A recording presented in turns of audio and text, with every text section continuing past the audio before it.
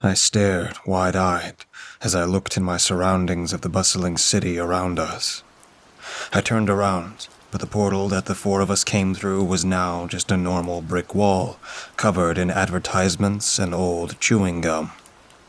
The only sign that there had been any mystical doorway at all was the swirling pieces of discarded trash, disturbed by our immediate arrival.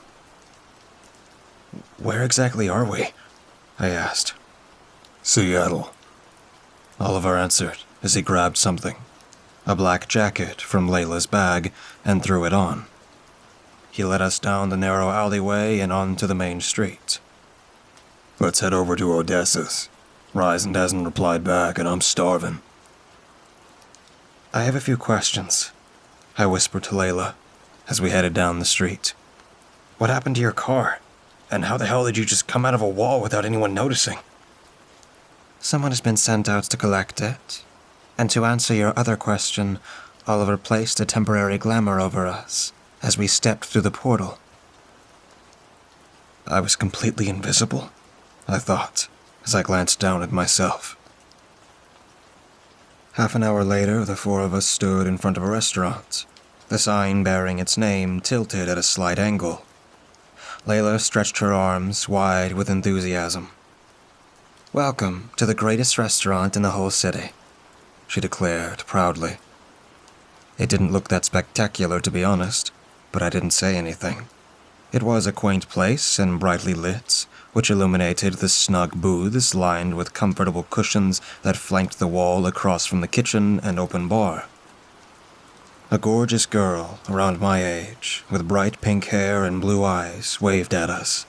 She placed a pen and notepad inside the pocket of her black and blue spotless uniform and handed the four of us menus, gesturing for us to sit wherever we liked. Oliver and Layla moved so unhesitantly to one of the open booths at the very back that I realized that this was a regular pit stop for them. Roland and I shared a look and then followed after them. Oliver slid into the booth, and Roland and I took the seat across from them. "I'm going to use the restroom real quick," Layla said. "I'll be right back." I watched as she twirled on her heels and headed over to where the pink-haired girl was. The two of them disappeared behind a black curtain that read, "Staff Only." I wondered what that was all about.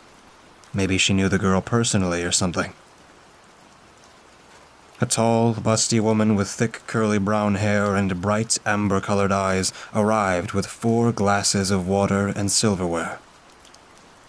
"Good evening. My name's Lucinda, and I'll be serving you tonight." "Oh, it's nice to see you again, Oliver," she said cheerfully. Oliver smiled. "Good evening, Lucy." As the two conversed, I noticed up close that her smile was full of sharp, needle-like teeth. I quickly averted my eyes to the menu in front of me. Then she turned her attention back on her notepad. "So, what would you like to start with?" "Coffee, please." Oliver placed his menu down in front of him. "Black, and a strawberry lemonade for my partner," he added. "I'll have a raspberry iced tea," Roland said. I'll have the same thing, please." "Sure thing," she said as she scribbled it all down. "Should I give you more time to browse our menu, or are you ready to order?" "Yes, I'm ready," Oliver said. "I'll get my usual. The same for my partner." "I'll have the skillet steak dinner, medium, with a side of onion rings." Roland smiled at her as he placed his menu on top of Oliver's. She nodded and turned to me, and I noticed that her eyes changed from amber to solid white, no pupils at all. "And what about you, sweetheart?" I glanced back down at the items, which I barely had time to look at. My fingers tightened on the menu in order to keep my hands from shaking. My eyes widened, and I did a double take as I scanned each item. There were various kinds of meals that were otherworldly, but not apparently anything normal. Where had Roland seen the steak and onion rings?" Lucinda grinned. "Don't worry, sweetheart. Human food is on the back." Thanks. I turned the menu over and, without thinking, chose the first thing I saw. I'll just have the chicken Caesar wrap with a side of steak fries, please. Sure thing, Linda purred and collected all of our menus. I'll take these and be right back with your drinks. Layla returned from behind the curtain and slid in beside Oliver. She placed her bag beneath the table and combed her fingers through her hair. I noticed that she had changed clothes. She had switched out her faded sweatshirt for a green blouse under a black leather jacket. Under her blouse, right over her sternum, was a long, diagonal scar, light against her dark skin. She must have caught me staring because she laughed and said, "It's all right. You can ask me the question if you're dying to ask." When I didn't say anything right away, she sighed and touched the scar. "Okay, well, I'll explain it anyway. So, in short, I underwent an experimental treatment using a serum mixed with axolotl DNA, giving me superhuman healing abilities," she said. "This scar will be completely gone by tomorrow. I'm kind of like Deadpool, but without the terminal cancer and permanent scarring." That's pretty awesome, actually. But I just have one question. What are you going to do with... I hesitated as I struggled to find the words that wouldn't turn things awkward between us. But that was going to be impossible. You know, your heart in a jar. That, my friend, is classified information. She smiled, tucking a loose strand of hair behind her ear. Anyway, I can always count on Brayden to have an extra pair of clothes for me if I need them. Although it really sucks that I couldn't save my sweatshirt. You should start wearing your uniform, Layla. I'm tired of hearing you whine. Remember what happened the last time? Yeah, I know. But the uniform they gave me is too small, and moving around in it is a pain. I've sent the Bureau another request, but I have to wait a few more days until the new one arrives. She huffed. Also, it's not like I really need a uniform anyway. Uniform? I asked, curious. I didn't think that the tight black suit and pants Oliver was wearing was an actual uniform. Of course, Layla said. Our uniforms are made with very special fibers, which makes them almost indestructible to most attacks. Think of them as supernatural bulletproof vests. That's actually freaking awesome, I exclaimed. I know, right? She said. Okay, now I'm curious, Roland said, as he sat back in his seat. What happened the last time? Oliver and I were hunting a Wendigo spotted up the mountains a few months back, and I chose to be the bait, she answered him simply. You know, it really sucks being without a body. It makes self-preservation much more difficult. Then she turned her head toward Oliver with a large grin. Hey, the next time I'm ripped apart, you have to take a picture of what my insides look like. Holy crap, this girl was insane. Definitely more of a misogynist than Roland was, with his ability to heal others. Oliver rolled his eyes, and for a split second I could have sworn I saw a ghost of a smirk on his face.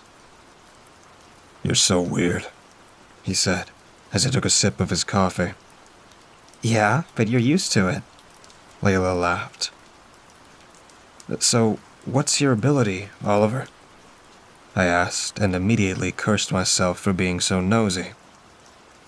Oliver turned to me, but to my relief, he didn't seem annoyed about it, just a little distant. My ability? Well, I don't necessarily have some supernatural ability of my own. What you witnessed down in the station was Ayaka, a vengeful spirit who has been wandering the world for centuries, killing and feeding on the essence of monsters, human and cryptid alike. He took a moment before continuing.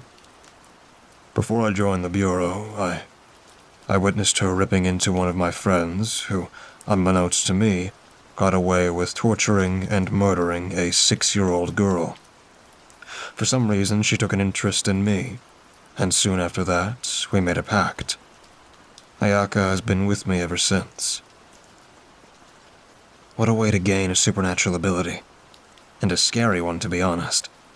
I decided to change the subject. So, what is the Bureau exactly? And why hasn't anyone in the human world proven that the supernatural world exists? I mean, with the technology we have today, wouldn't there be someone out there with solid proof? I asked. Our food arrived before anyone could reply. Lucinda made her way over with the food and drinks, skillfully balancing them on her arms. Possibly she was using some kind of magic, because I couldn't see how else she kept the plates from dropping to the floor, as she deftly put them on the table in front of us. This looks pretty good. I'm starving, Layla said. She picked a steak fry between her fingers and dipped it into her buffalo sauce. Roland agreed as he took a bite out of his food. Lucinda smiled.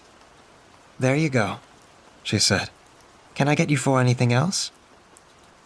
We said no and thanked her, and after she left, Oliver took a sip of his coffee and said, Only selected humans around the planet know the truth about the existence of the supernatural world.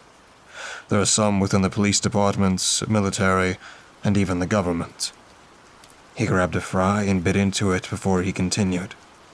And the Bureau of Supernatural Intelligence and Defense, or BSID, takes great measures at keeping the supernatural world's secrets from the human world. Of course, some of them have their own personal reasons for keeping the general populace in the dark.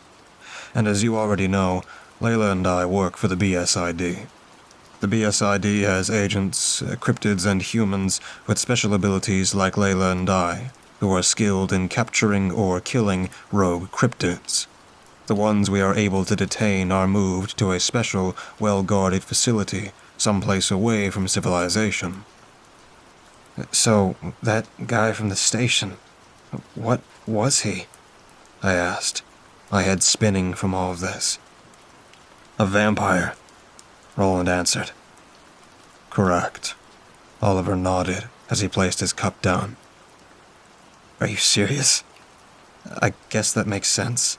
From what I've seen in the media, most vampires looked pretty human, aside from small differences, I said.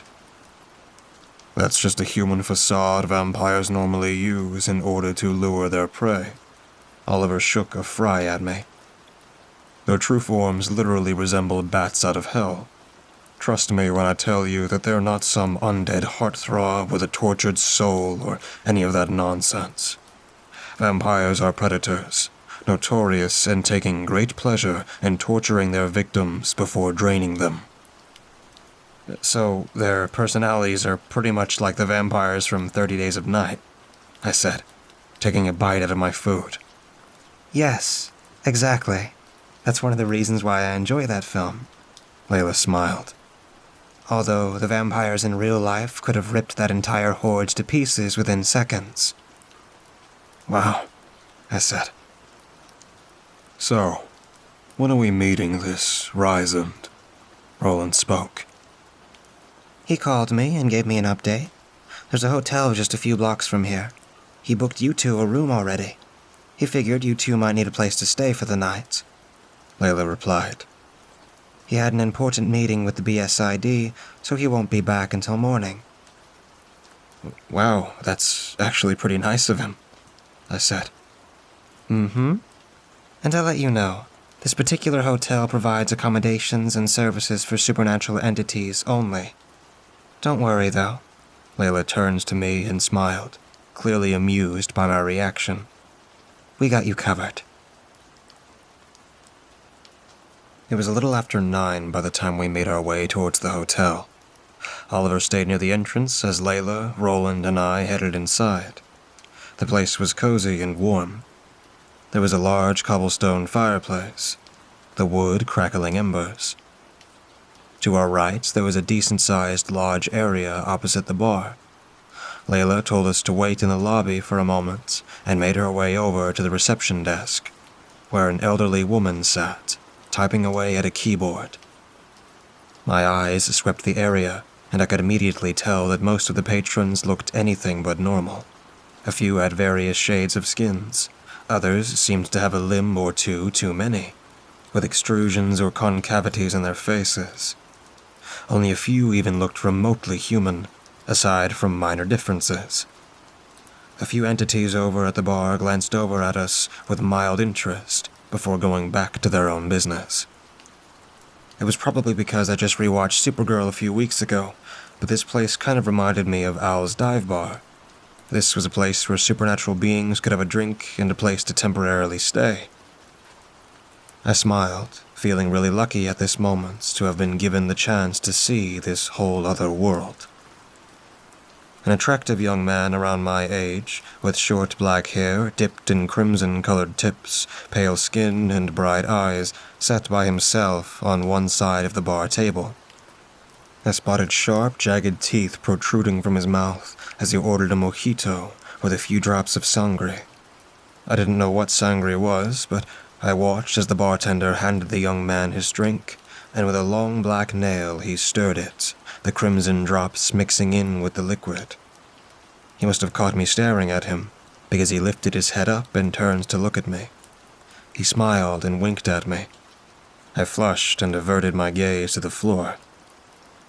Holy crap. Roland placed his hand on my shoulder, and I met his eyes. Hey, what's the matter, Gav? I think that's actual blood in that guy's... you know what? Never mind. Before Roland could say anything, Layla called our attention, and we made our way over to her. Layla handed us her number just in case we got into any trouble, and with a wave, she headed out the door. The woman behind the desk stood up and studied the two of us. The woman's silver hair was weathered and thin, pulled back tightly in a bun. Her yellow eyes brightened. Good evening, gentlemen. She smiled, a toothy, albeit human smile. You're lucky to have booked a room during our busy season. She bent down behind the desk and handed Roland and I each our own keycard, etched with pale green runes. There you go. Enjoy your stay. Roland and I thanked her and took the elevator up to the 4th floor. We made our way down to the hallway to our room, reading each door number as we passed. When we came to our room, I reached into my pocket and slid the card into the door lock.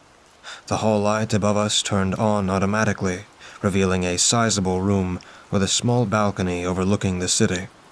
A flat-screen television was mounted on the wall above an oak desk that faced 2 queen-size beds, with a bathroom to our left and a small kitchen to our right, closest to the door.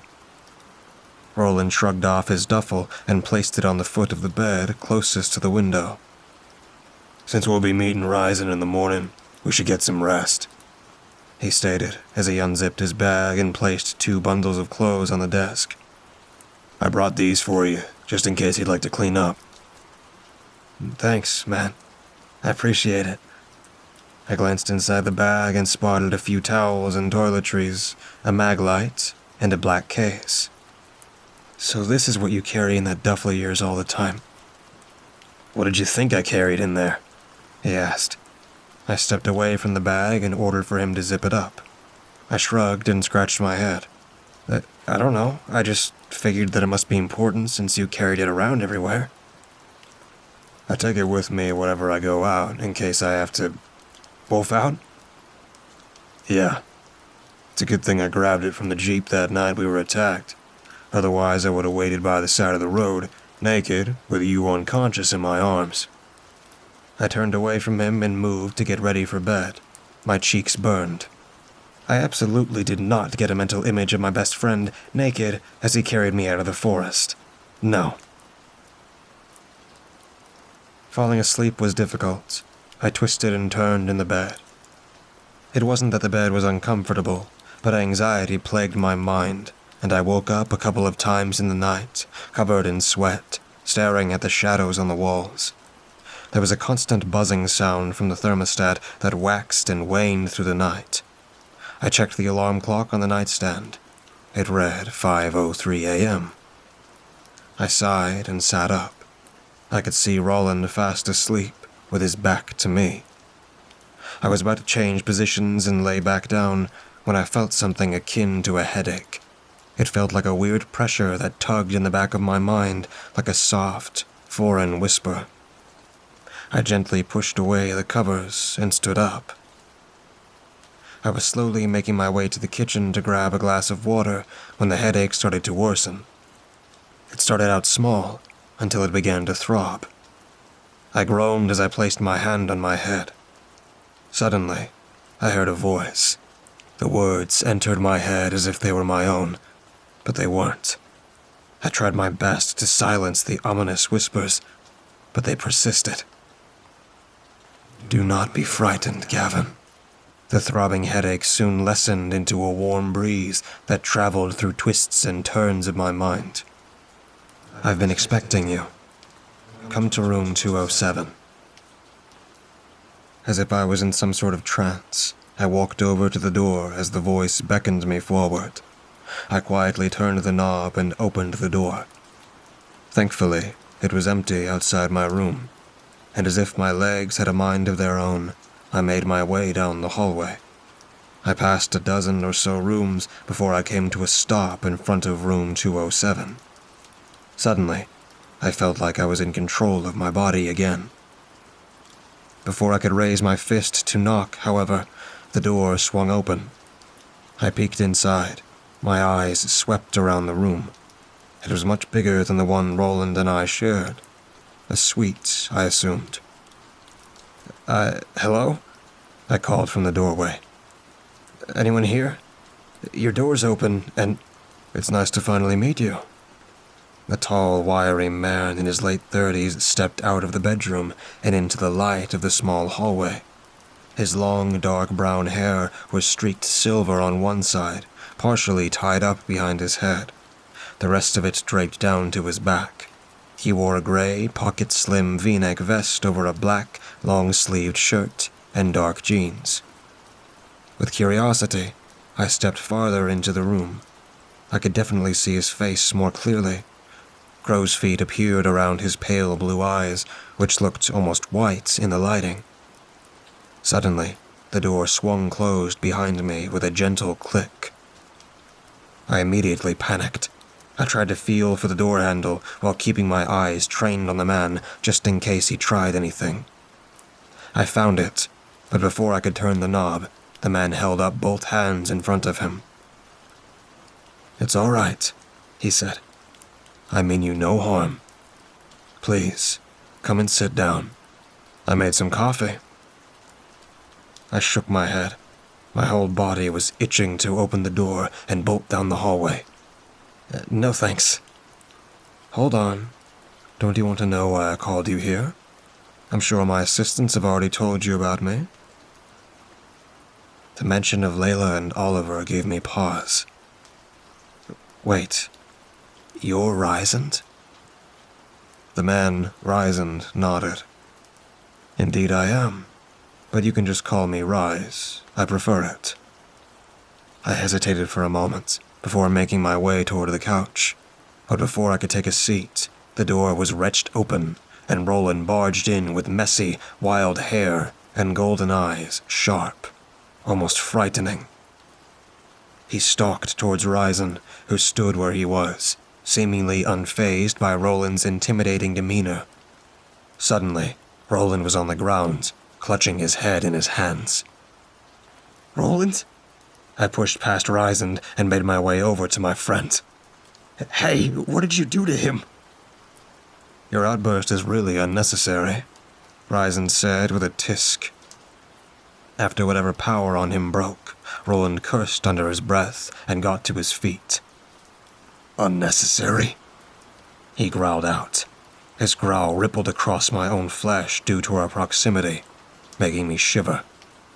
Imagine waking up in an empty room and getting a scent of your friend's distress all the way down the hall.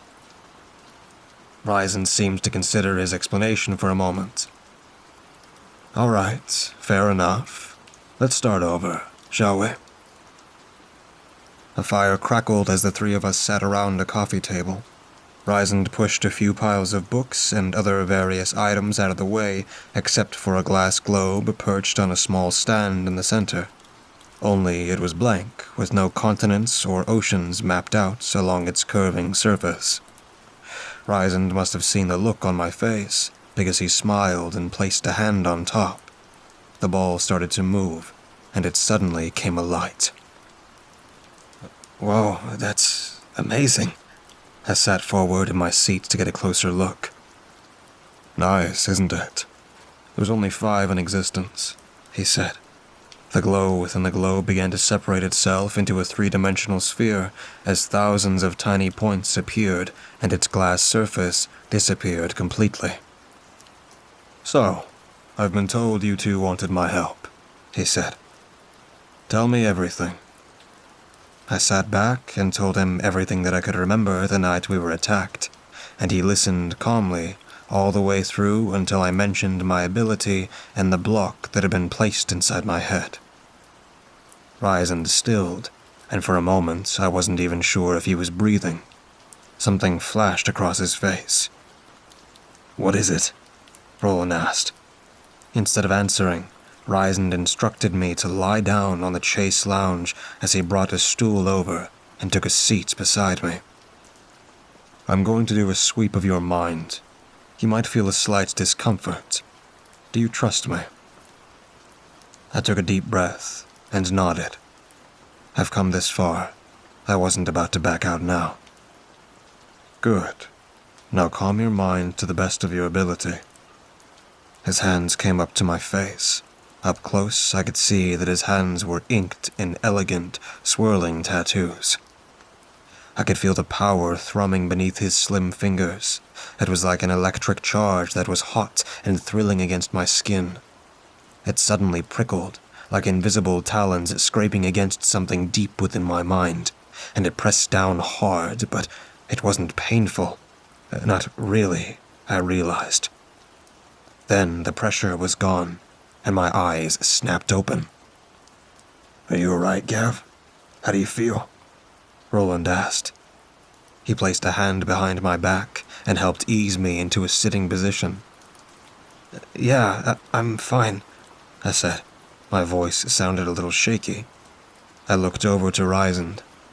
So, is there a way to remove the block in my mind? Ryzen knitted his brows together and nodded. Yes, but this one is unique and can only be safely undone by the one who put it there. I sighed heavily. Great. This was starting to turn into some wild goose chase. You don't have to worry, Gavin, he said, holding up his finger. Because I know exactly who placed it there. Who? You.